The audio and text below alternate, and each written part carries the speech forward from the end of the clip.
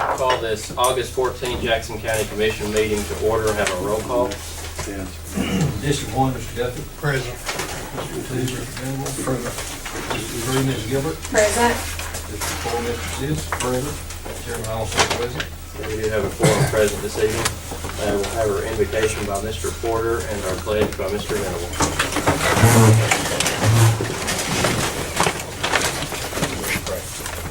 Well, God, our Father, we're truly blessed to live in this wonderful county and this wonderful country. Thank you for that blessing. Right now, God, as the students return to school, we pray for our students, our teachers, and all those that are involved in the educational process. We pray for a good, safe year, that they'll have a good year learning, and the teachers will have a good year being able to teach. God, we pray for them, and we pray you'll keep them in your hands and watch over them and guide them through this year. Watch over us all, God. We do pray for those that are hurting amongst us. We pray especially for Mike's dad. We pray that he'll continue to improve and that his situation will get better. Pray that you watch over us all. In Christ's name we pray. Amen. I pledge allegiance to the flag of the United States of America and to the republic for which it stands, one nation, under God, indivisible, with liberty and justice for all.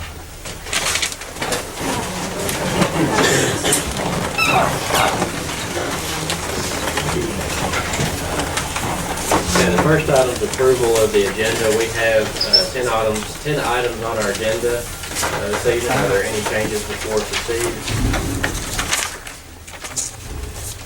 Okay, do we have a motion to approve the agenda as presented? Make a motion. Okay, motion, do we have a second? Okay, any discussion? All those in favor say aye. Aye. Those opposed say no. Okay. No awards presentations. We have one individual sign up to speak this evening, so Ms. Sharon Thomas. Okay. Are you here to speak? You're signed up. So. Yeah, I'm signed up. Okay. Do I have to stand up? Yeah. Okay, You I can will. do whatever you want. Well, I guess I'm here for the people that live in Flat Rock to help them with their situation of the biosolids being spread close to their homes.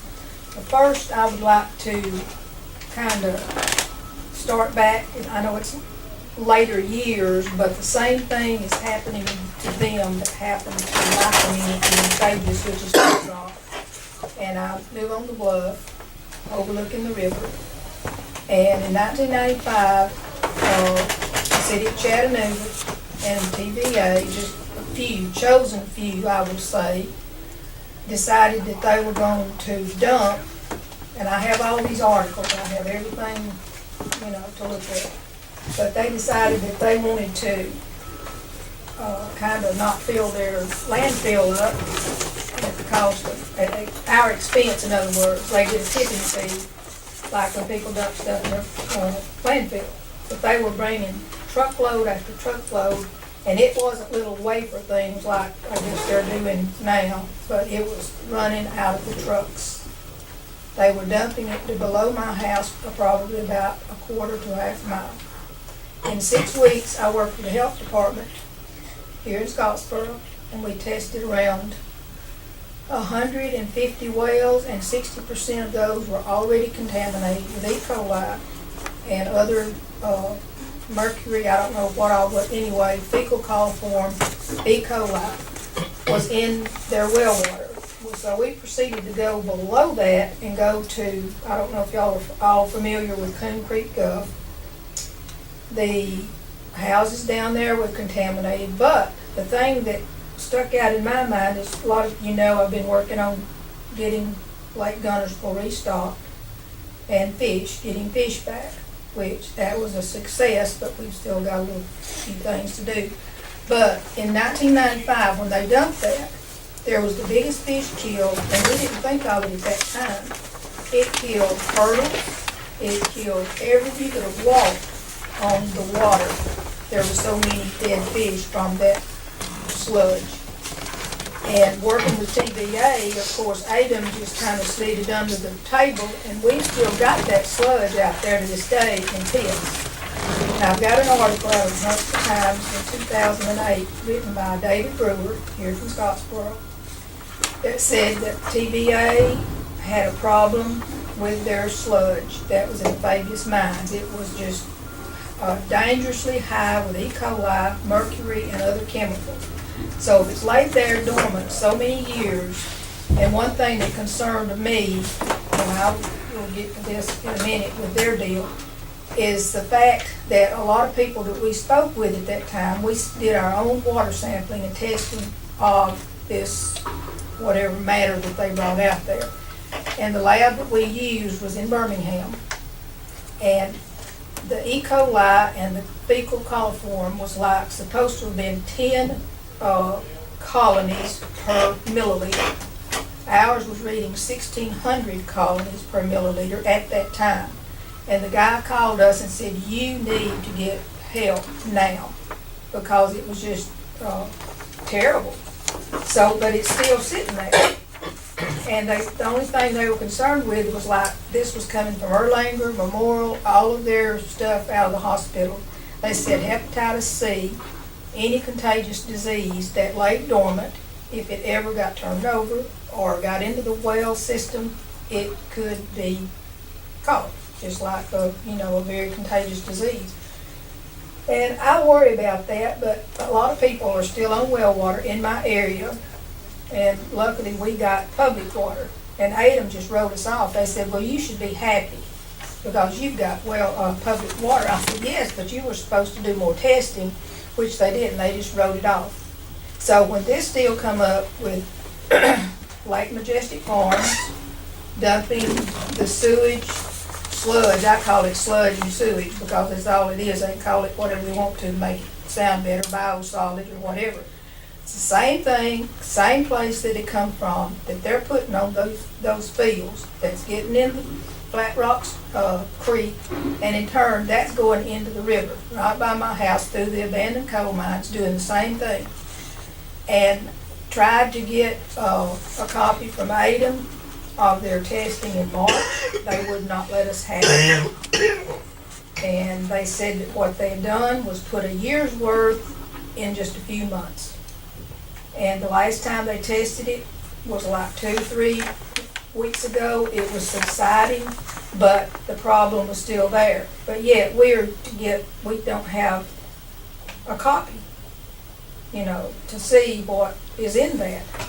But it's basically the same thing that we had in 95 and 2008. Ours is still laying down there, and then they're getting it dumped from their yard and going into Flat Rock Creek, going in turning Dry Creek, and that goes into Coon Creek Gulf. So you've got magazines they're putting out that the fish, don't eat the fish, don't eat the fish. Every fishing magazine that comes to my house, don't eat the fish in the Tennessee River from such and such point, Witters Creek, and it gives the points not to because they are highly contaminated with mercury. And you can go to Coon Creek now and can't catch fish because it's killed mainly all of them out. So in turn, like I said, they're going through the same thing, and it needs to be stopped one way or the other. And if you have to do petitions and get 10% of the 31,000 people that vote here, we'll do it.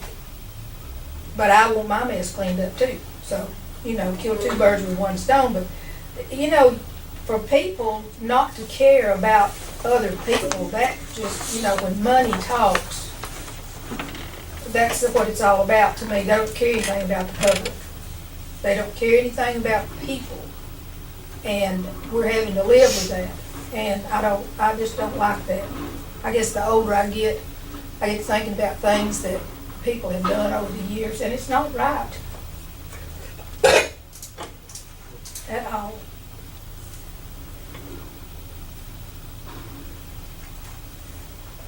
Thank you. Just to clarify the process on that, and I think you mentioned something to me. When was that you mentioned the 1,600 per milliliter, or when was that test done? That was done in 1995. I have a copy of that. We sent it to Birmingham. Okay. And they were just off, they called immediately when they got there, and they said, you are dealing with some very dangerous things you need to address. We called CDC, we called Washington, we called everybody that we could think of, and when they found out it was TVA, they wouldn't answer our calls. And Stella Hauser, I'm sure a lot of you remember her, she's the one, she and I worked together on this. And, you know, one or two people can't do it by themselves. And it's something, like I said, we're still looking at a mess down there, and they were thinking about cleaning it up in 2008, hadn't done it, so they're gonna spread it again. We, from the process the commission has adopted at this point in time to deal with this, of course, we're very aware of it. We've met, you know, some individuals and been out and taken a look at some of the sites. We think there may be a process where the commission can deal with it. The first step that we plan to take was to sit down and meet with individuals from both the company that spreads this as well as the members of the municipality that is their sewer system that work with this, to try to understand a little bit more about that process and understand what goes on behind that. And I don't know how long they've been participating in this or what the situation may be. But that's currently the way that the commission's headed, to understand more about that, and then to come back and determine, okay, what can we do, if anything, about this, understanding how that process works. Will we as a commission under the, what is the name of that law? Self-Governance Act, be able to take any action on this at all? So I think we have to understand exactly the process behind it, and then what, you know, if and what that would fall under our jurisdiction with the Self-Governance Act, obviously before we can do anything. So that is our first step. We hope to have a meeting in the next 2 or 3 weeks with some members from that group to understand again a little bit more about the process, and then we can make a decision from there as to how we want to move forward. One more question, one more thing. This letter from the mayor of Chattanooga that states that they will not apply any more biosolids on the property owned by Lake Majestic Farms. But they have a subcontractor, Denali, out of Chattanooga. Does that eliminate them also, or is that just getting? I can't answer that question. That would be for whoever wrote the letter to respond to. I'm not sure what, I saw something similar, but I'm not sure what that would imply. Yeah, well, this is from the mayor of Chattanooga, and I had to think of that when I was reading. Oh, you know, maybe there's a loophole somewhere as to where, well, he's got the property, but I've got a subcontractor that can do this. Right. Yeah. And as I understand, there's a legal process to handle this, but again, that's what we were trying to understand a little bit more about, is what's the legal process, is all this being done by that process, and is, you know, ultimately what's being said as safe, does it qualify as a nuisance if it is being done in this capacity? That's what we're trying to get all those questions answered, so that we can determine whether we can act or not. The county itself is very limited in what it can do. So in this particular case, we have one provision that might fall into it, but it's a might right now. We're trying to understand that. Well, this is just a start, so. Any other comments from the commissioners right now? If I misrepresented where we're headed with this, let me know, but that's as I understood from our last meeting, how we plan to proceed. Okay. And thank you for your input and insight. Well, I could go on, but I get emotional sometimes about this because, you know, it's just not right. I mean, to me, it's not. Well, I appreciate what you've done for several things and what you're doing on this, and appreciate everybody that's here today, you know, in regard to this, because this is important for us to see, you know, that we've had several folks mention things, so this is important to be here and be involved and let us know what your thoughts are, so we appreciate everybody here today. Is everybody that's here concerned about the Environmental impact. I actually, I'm Darlene Higdon, this is my husband Stuart Higdon, we live in Flat Rock, and I actually contacted ADM 2 years ago and took pictures of the foam that had actually been produced right after the first initial application of biosolids. And when I talked to ADM, to make a really long story short, they didn't know what it could be. They had no idea. The person I was talking to, we'll get somebody out there. And so I said, okay, and I just assumed that they would, and they didn't. Well, I had to keep digging, and then I found out and spoke with the folks at the Moccasin Bend Wastewater Treatment Facility, and they explained to me the whole process and what was going on, and that ADEM had actually signed the permits. And so it turns out the person I had been talking with actually signed the permits to bring it out. So, you know, it was really disheartening. It was really frustrating that, you know, I was trying to figure out what this was, and we didn't know what it was. So we were just trying to say, hey, something's going on out here. Well, they assured us that they would do water testing, but that they couldn't test any soil, that ADEM could only do the water. So when I talked to Moccasin Bend, the person over that entire program, they assured me that they wouldn't bring any more out, because by then there had been 2 or 3 complaints, because I had told people who to call and make a complaint about the smell because it was so bad. The McCords couldn't even go outside in their yard. I mean, their grandkids couldn't even play in their yard. It was so bad. So when I talked to him, they assured me 2 years ago that they wouldn't bring any more out, that Denali was actually their subcontractor who actually applied it according to the EPA standards. And they said that they have a 5-star rating program that they're trying to attain, that the state of Tennessee wants to get 5 stars. And part of that rating is that they won't take it to anywhere that neighbors or the community has made a complaint about it.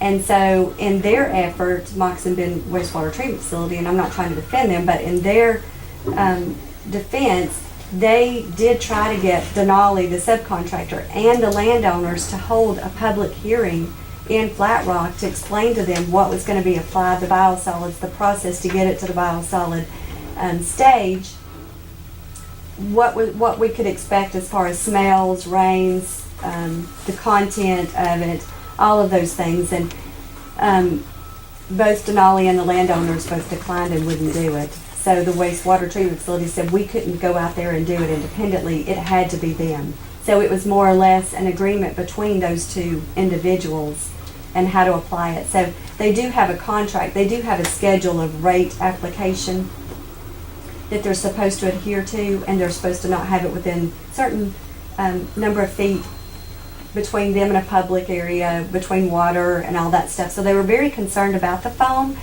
They weren't so concerned until I sent them the pictures, because it was pretty significant foam.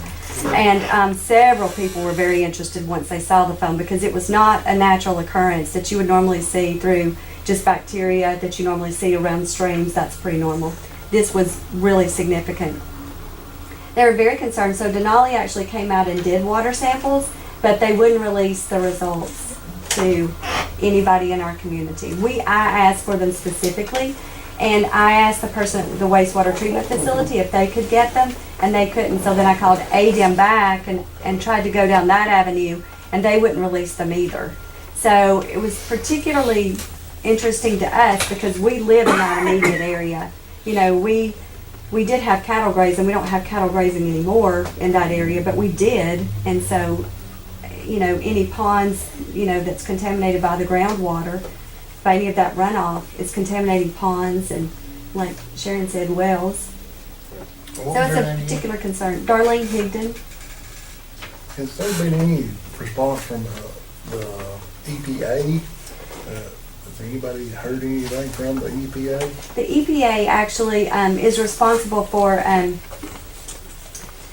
making sure that everybody who is a subcontractor or applying the biosolids is adhering to their standards. You have to prove that they didn't adhere to the standards. So let's look at the players here. The subcontractor who's applying it, are they going to prove that they didn't adhere? No. You have the landowner who asked for biosolids. Are they going to prove that it wasn't adhered to by the EPA standards? No. So then the only people that you have left are going to be the people who actually live there.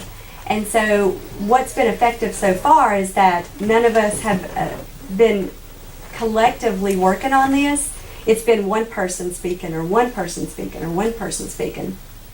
And they've actually already applied for 2 years now in that area. So I don't know why they sent that letter. I don't know if maybe that particular contract with that landowner was up and they by EPA standards cannot, because the EPA standards are about this thick, and if you try to read them, you will fall asleep about page 4. So I know. So I don't know if maybe that's why they sent that letter. I know that there have been other landowners who were approached, some who were actually have had biosolids placed in the past. So I couldn't answer that. Our best hope is that, you know, this is our little corner of the world. Now, the EPA standards include that they can't put it on schools or anywhere there's a public area or playgrounds. You know, they can't do that, because I had many conversations with the wastewater treatment facility and their process to eliminate the constituents in biosolids. And let me tell you, I'm a nurse, pediatric nurse, and we had several conversations about how they were effectively eliminating the heavy metals.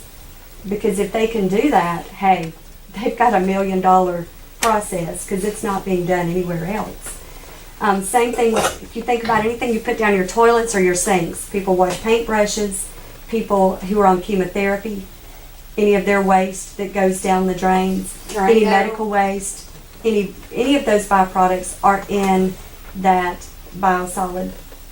They do apply enough lime to get the pH up to 12, which will should effectively, if it's done right, kill a lot of the fecal coliforms, any of those types of bacteria. But the things that can't be killed, the heavy metals, those are being applied to pastures where cattle are grazed, and according to EPA standards, you're not supposed to graze cattle within 30 days. You're not supposed to place them within 30 days or a certain amount of time. But you can't, again, who's going to enforce that? So you have to think about that. The biosolids are not, I mean, it's been proven that it is not a good thing for our area. So again, it's in our little corner right now, but this could be your neighborhood tomorrow. I mean, we do have a sewage problem in this country. The EPA has to figure out what to do with all this sewage. You either have to burn it, you have to bury it, or you have to turn it into biosolids. And let me tell you, if you buy organic soil at any local Home Depot, Lowe's, if you turn it over and you read Class A biosolid, that is biosolids that they are treating at wastewater treatment facilities and putting in your soil. So put that around your tomatoes. Think about that. And this is not Alabama sewage. Yeah. This is Tennessee sewage. So, I mean, if we're going to spread sewage, you know, let's at least let it be Alabama sewage. I mean, come on. I talked to our representative, Tommy Haynes, here about several months ago. He called me and I farm, and I wanted to know he was in Montgomery, and I talked with Brandon Clark. You know, he was very upset with it and had the pictures and things. And you know, Tommy wanted to know what I thought as a farmer. And I said, Tommy, I hauled some of it out of Florida. I said, but all you build laid and things had all the papers, everything there. It showed the bacterial levels and all. It was like fertilized, Prill. And I said, it met all specs. Well, when I talked with the guy from the Denali, you know, I asked him about did they have a copy of the sheet and stuff. Well, he never did get to answer it because the guy from Lake Majestic, he spoke up, you know.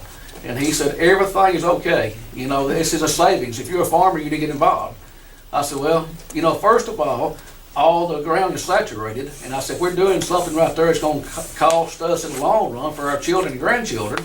I said, I'm the kind of farmer, I don't want that kind of stuff. And I said, I'm here to represent the people.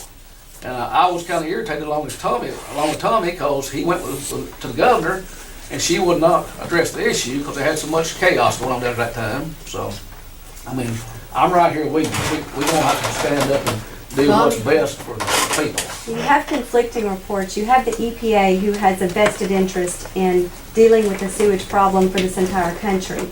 So they're not going to say that it's not bad. What they're going to do is try to create a program where they can make it okay to use. Then you have the people who do not want it to happen at all, and they're always going to be in conflict. So people are being polarized on this issue. And so our hopes, you know, today were just to make sure that I've done so much research on biosolids.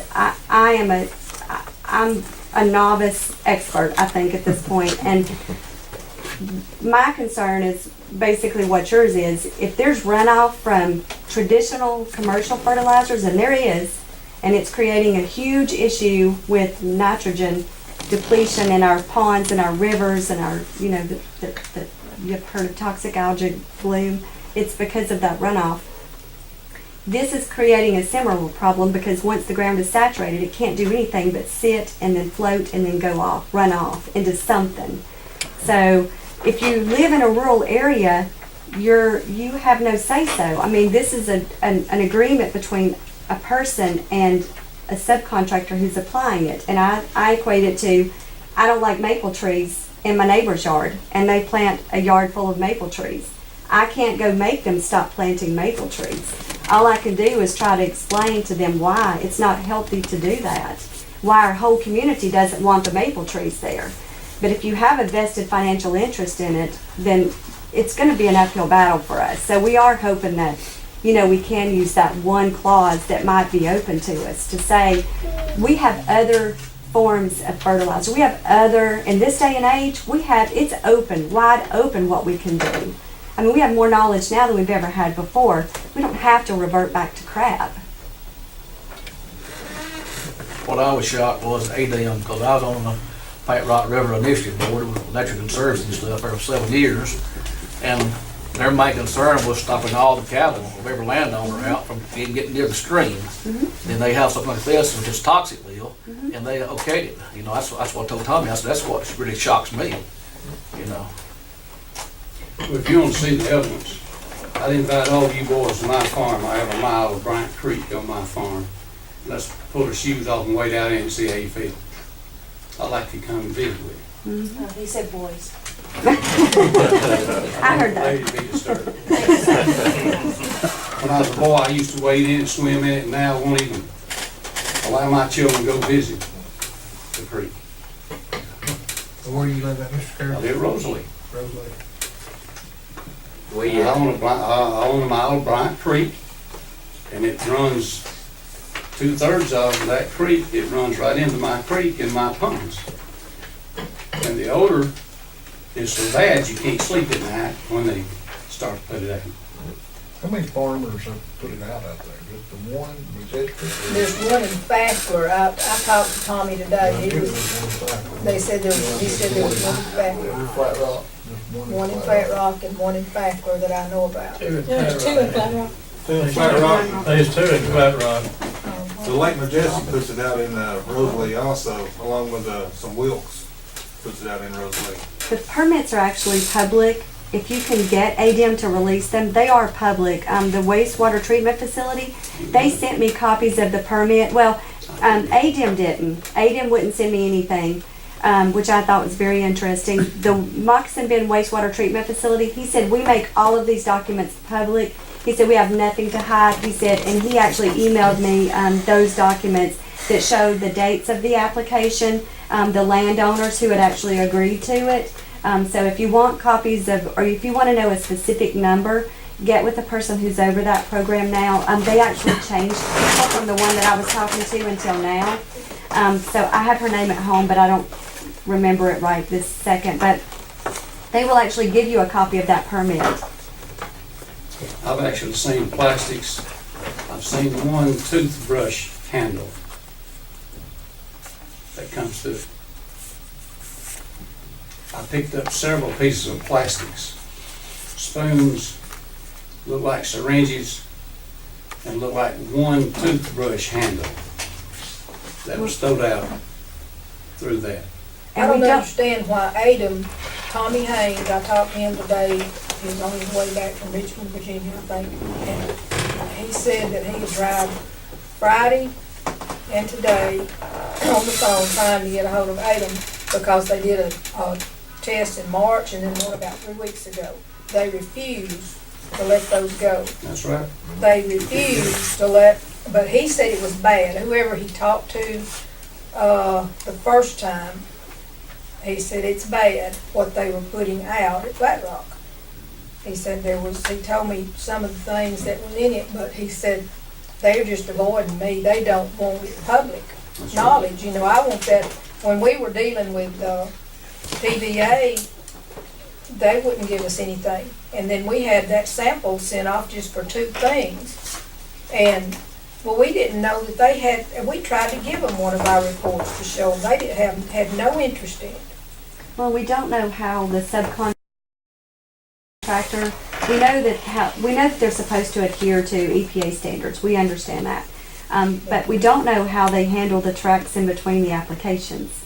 So we don't know what they use those trucks for. I'm sure they're not just for that purpose. So like he was saying, we don't know what they're for. So they could use it for, sanitation purposes and then use it for biosolid applications. We don't know.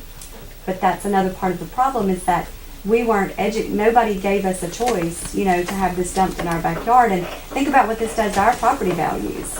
The only person that could benefit from that is the person who is buying up a lot of property in that area. Mr. Perry, have you ever had your water tested? No, but I have a sample of my water before they put it out. I have some water to test when time comes. If I ever have a problem with my cattle, I will go through the process of testing. But I called the health department, and they were so generous to me, they told me to go to Montgomery. So, if our health department can't do anything, Montgomery's not gonna do anything for us. I think in They're Bridgeport, taking board. The county health department, it's kind of deceiving, it's called the county health department, but they're state employees. That's the state agency. Well, they told me to go to Montgomery, and they couldn't help me. We've talked to several agencies. We've contacted the EPA and we've talked to ADEM to get some information, but as far as testing, we've not seen any of that either. I got a gentleman that was testing water this weekend. I have yet to find results yet. He was going back to Auburn. Any of that information that you can provide would be helpful. Again, trying to understand a little bit more about how we can apply this law, and if applicable, something like that may allow us to act. So if you have information that, testing or, really that would be the most helpful thing for us to look at. You come out and I'll let you test it.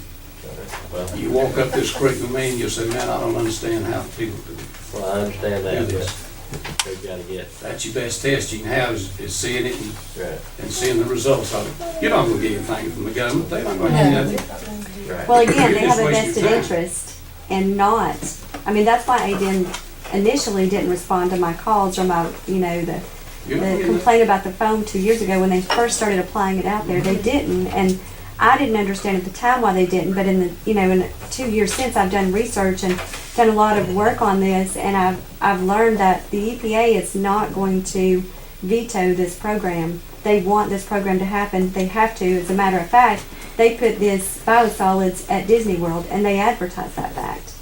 So they want it to happen. Tennessee has a vested interest because they have a sewage problem. They need a place to put it. And again, it's not even Alabama sewage. It's Tennessee. Well, So nobody's going to say, no, we don't want that to happen. Y'all, this is all happening wrong. We got to stop this. That's not what's going to, we have to stop it. we hope to have some a better understanding over the next couple of weeks of how we can apply that, and hopefully we can let you know when the next opportunity is. And if everyone here would like to leave, we'll have our sign out. We want a piece of paper. Could everybody give your name and number that's involved, that's got this problem, so we can get in touch with you?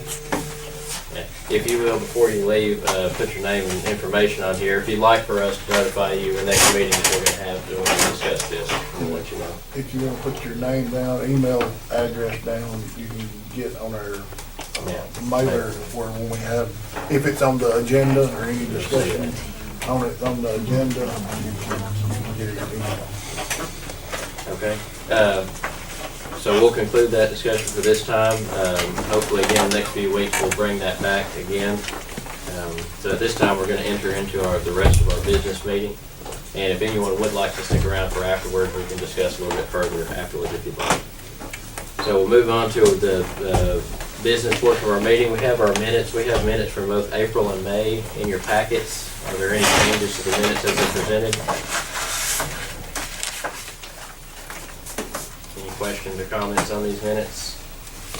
Okay, do we have a motion to approve the minutes as they're presented? I make a motion to approve them combined. Okay, motion, do we have a second? Second, okay. Any discussion?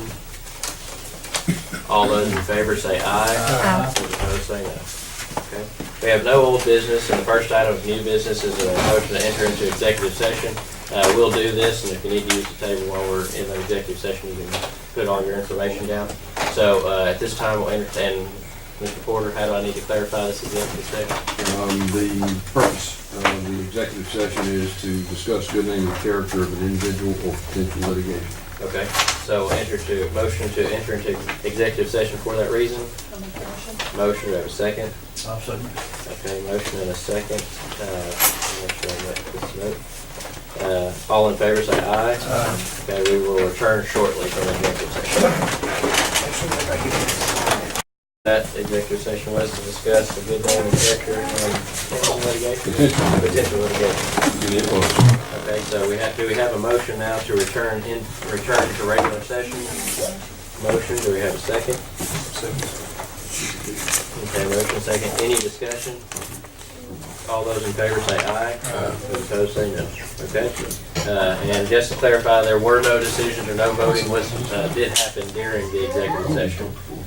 Okay, next item is regarding motion to approve and sign a resolution for the pending Wanville Water Project. This is another, we approved the beginning process for the grant application for this project.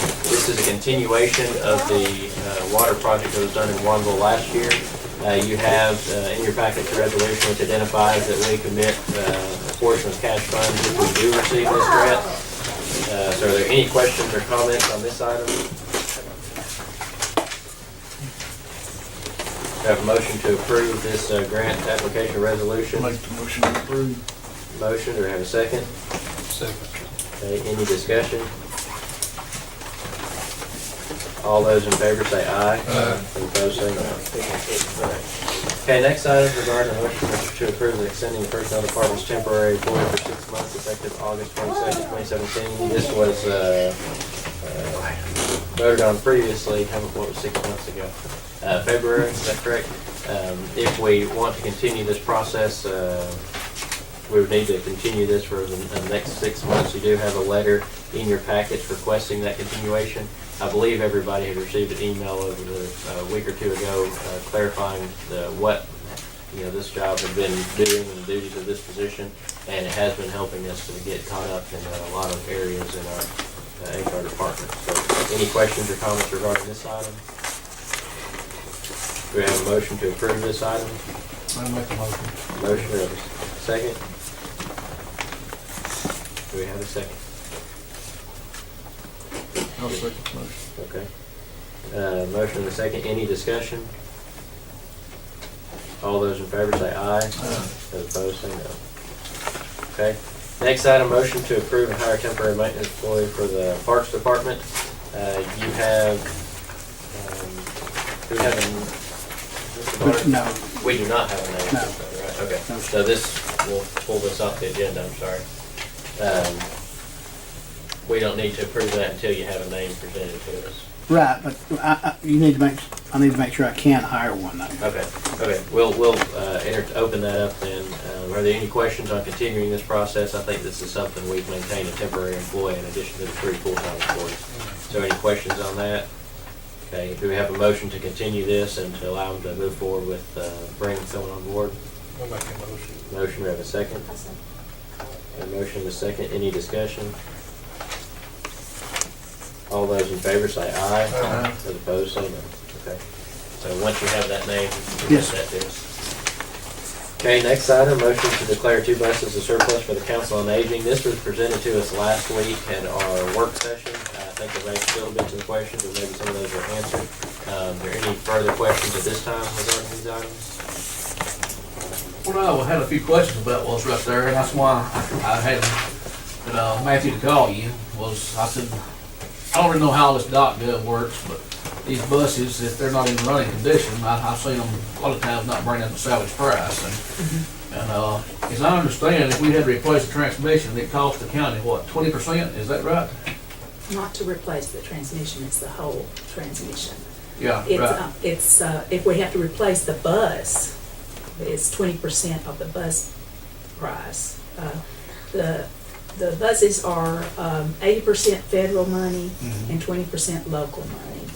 But all the repairs, maintenance, upkeep, it comes out of our budget. So it's $4,600 is what Yes, you sir. had a price on? Mhm. Honey, that one bus didn't have 116,000 miles when I talked to him. You know, that's what I was looking at, you know, I was wondering what the bus was gonna cost to replace it. And it's right here, if it's salvaged, it's gonna be very little probably. That's why I was looking to see what was gonna be the difference. Probably quite a bit.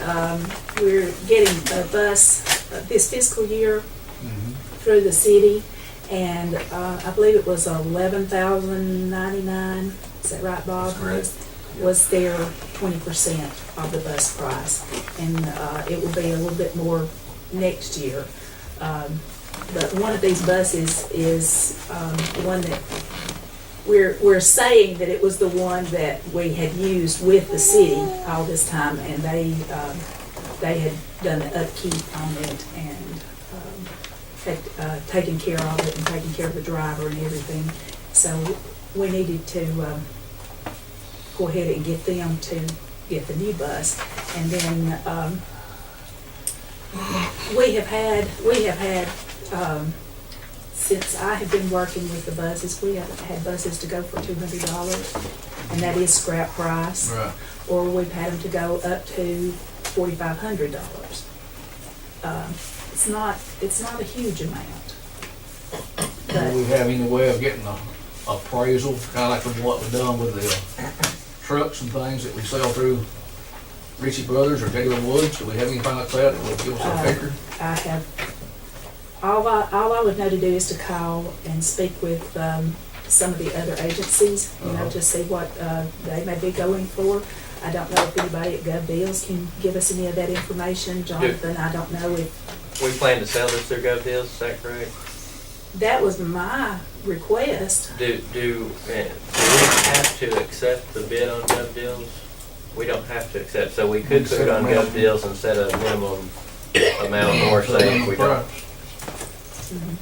But even at that, when the bus is sold, we only retain 20%. So if it, you know, the rest of it goes to the state. We would be at cost for the entire Repair, and then only Repair. receive 20% of the fee. Well, that's what I was getting at, just trying to see how that weighed out, you know, figures of purchasing a bus and what it would cost to repair it. I thought this bus probably got another 150,000 miles left in it. But they have a limit on them. They have an age limit. We're supposed to turn them over every 4 years or 100,000 miles. And we have been running most of our buses a couple of 100,000 miles, or, you know, we've been going way beyond that. Yeah, that's the way the school buses are. They have so many miles, and then that's because of the funds, and if not, you lose your funding and things like that. Not anything against you, I was just trying to weigh out. Oh, I understand completely, and I'd love for you to come down and visit with us. Yeah, I wish I got over there and got me seen and got Right.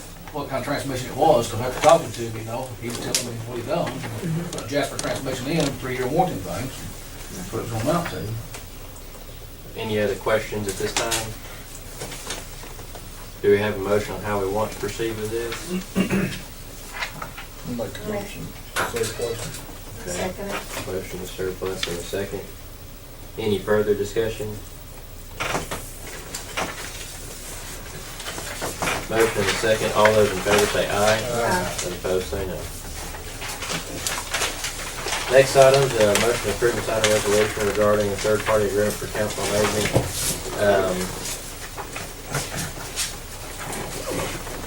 Ms. Thurman, you care to clarify this third-party agreement? Okay, this is the first year that they've asked for a resolution. We usually just go ahead and do the third-party agreements.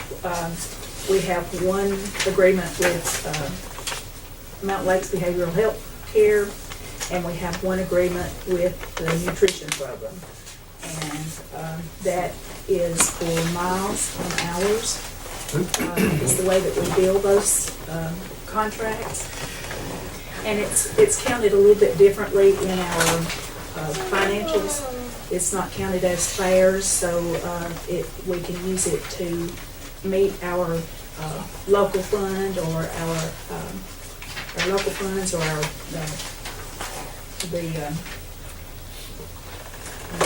my mind just went blank.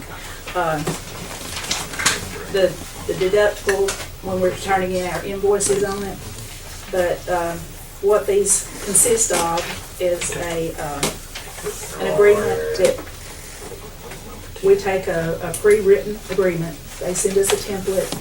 We send it to each of these agencies that we're going to contract with and get them to sign it. And in the past, I have been signing those, and so has the executive director from the Mountain Lakes. Also, with the nutrition contract, we let our nutrition coordinator sign that program because it's kind of, I'm kind of working with both of it. Or I am working with both of it. And it helps financially, and it helps to know that what we're supposed to have in our budget for the coming year. Any questions or comments on this resolution? Essentially allowing for that process to take place. We have a motion to approve the resolution. Motion, we have a second. Any further questions or comments? Okay, we have a motion and a second. All those in favor say aye. Those opposed say no. Okay. Next item regarding the sanitation recycle tech position. Again, this was discussed last week in our meeting. We have this vacant driver position, and as I understand, we're changing that to the tech position, correct? Yes, sir. So are there any further questions or comments on this item? How many routes do you currently run? For our we got 6 a day. Any other questions or comments? What is this grade again? Grade 4, step 1. Grade 4. Okay. So this is not creating a new position. It is creating a new It is? position. Yeah, we're going to remove one of my driver's positions because since we've gone automated, we have a spare guy for our can man, and we got one for the roll-off truck, and then our supervisor. At this present time, we're not pressed for another driver unless we was to grow into a front-end loader or something in the future. But as of right now, I'd like to take that position, or we could leave it vacant and just make another one for the recycle tech. Recycling is growing and continuing to grow all the time. So we've had temporary working for 1 full year now, and he's busy every day. Yes. You see it every time you turn around. So we're not creating another position on the organizational chart, we're just Just renaming changing one. Renaming the one. vacant driver position And you're to. even, it's down a grade or is it up a grade? I remember. Down 1 grade. Down 1 grade is what I thought. Any other questions or comments on this? Do we have a motion to approve the new org chart with that change along with the job description as presented? Make a motion. Motion, do we have a second? Second. Okay, any further discussion on this? And this will, you'll proceed with advertising? Yes, that was my question, yes, sir. Okay. Have a motion, second. All those in favor say aye. Aye. Those opposed say no. Okay. Next item, motion to declare used manual tarp system as surplus for sanitation department. Again, this was presented to us last week in the work session. Any further questions on this item? We have a motion to identify this item as surplus. I'll make the motion. Motion, do we have a second? I'll second. Okay, any further questions or comments on this? And these dollars will be, Just go back into our general. and this is, oh yeah, we talked about sell to a local community if it's possible, right? Okay. So I have a motion and a second. Any other discussion? All those in favor say aye. Those opposed say no. Okay. Next item is a motion to appoint a member to an unexpired term on the Alabama Mountain Lake Tourism Board. We have a vacancy on the board highlighted on your forms here. We have one interested person to serve on this board. So this time we'll open up the floor for nominations for this vacant position. Okay, we have a nomination from Ms. Gunter. Are there any other nominations? Any other nominations? Any other nominations? Hearing none, we'll close the nomination process and we'll entertain a motion to approve Ms. Gunter for that position.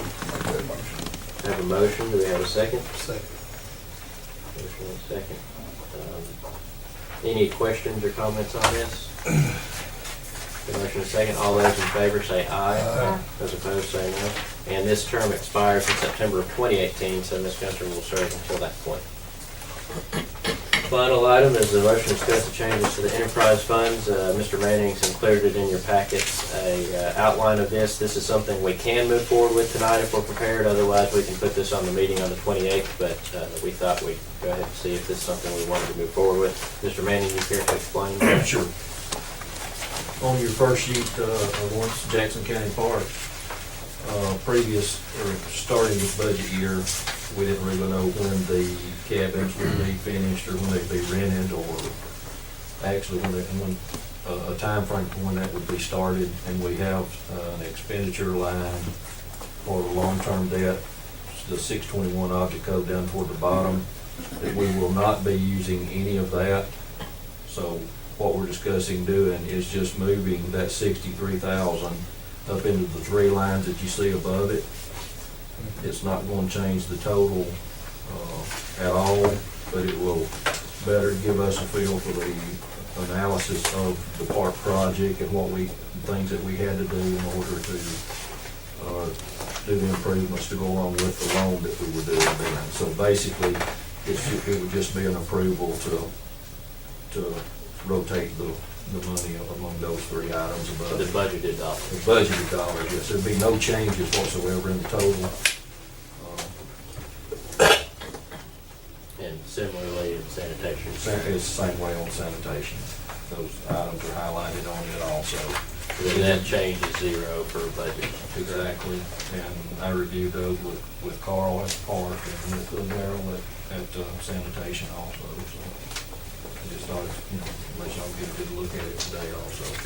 Any questions or comments on this? We've been, of course, in effort, we've got our expenditures which help us identify, but a lot of times we'll get into the next fiscal year and say, well, why did we change that? Or why did we, bring this down or whatever by changing it? Now, when we look at it, the following years, we can say, oh, that's what the budget was because we, spent something in that line. Right. And with the park project, as we all know, it's such a huge project, we got into a lot of different things that we have to use some attention this year as it's being done and not at a later time. So, any questions or comments? Do we have a motion to proceed with this, or would you prefer to wait until next week? Okay, motion to amend both of these budgets as presented by Ms. Gilbert. Do we have a second? Second that. Okay, a motion and a second. Any discussion on that? Further discussion? All those in favor say aye. Those opposed say no. Okay.